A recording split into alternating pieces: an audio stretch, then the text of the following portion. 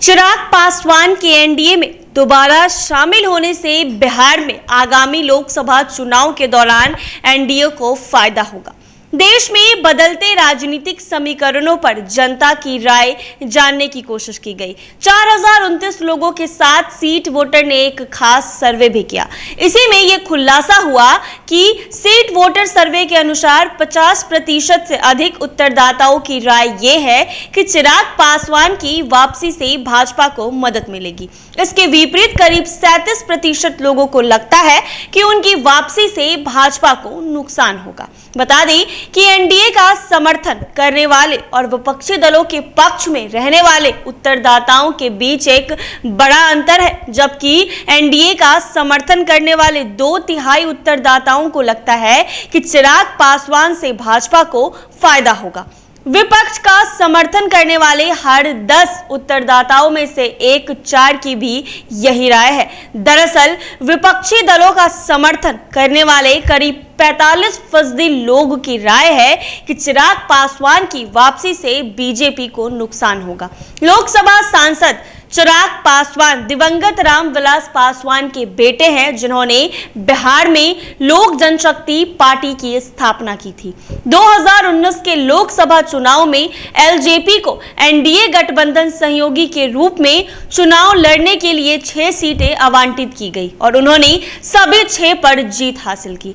रामविलास पासवान के निधन के बाद एलजेपी में दरार आ गई और चिराग पासवान को उनके चाचा पारस पासवान ने परिवाहित तख्ता पलट में एलजेपी के प्रमुख पद से हटा दिया। 18 जुलाई 2023 को लंबी बातचीत के बाद चिराग पासवान एनडीए में लौट आए। उनका स्वागत खुद पीएम नरेंद्र मोदी ने उन्हें गले से लगाकर किया है। 2024 के लोकसभा चुनाव से पहले बीजेपी छोटे क्षेत्रीय दलों के साथ गठबंधन कर रही है। बिहार में नीतीश कुमार के नेतृत्व वाली जदयू, जो 2019 के लोकसभा चुनाव के दौरान एनडीए में थी, अब राजद और कांग्रेस के सहयोगी रूप में विपक्षी खेमे में है। जी हां, तो आपको बता दें कि अब एनडीए के साथ फिर से करीब 3 साल के बाद चिराग पासवान लौट आए हैं। कहीं ना कहीं चिराग पासवान को पीएम नरेंद्र मोदी का हनुमान बताया जाता है, जिसके कारण आपको बता दें कि चिराग पासवान 3 साल से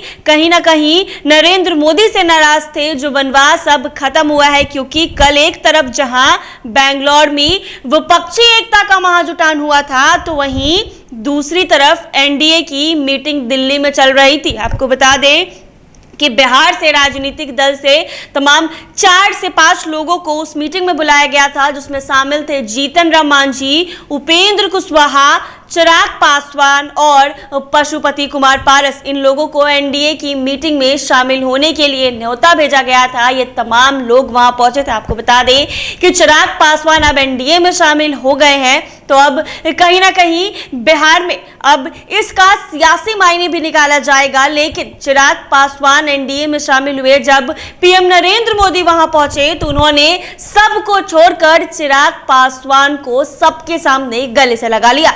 नरेंद्र मोदी जल्दी किसी को गले नहीं लगाते हैं, लेकिन उन्होंने चिराग पासवान को गले से लगाया है। तो अब जब चिराग पासवान एनडीए के साथ है, तो क्या 2024 के चुनाव में इससे बीजेपी को फायदा होगा या नुकसान, ये तो देखने वाली बात होगी। ऐसे ही तमाम अपडेट्स के लिए बने रहें NBC 24 पर।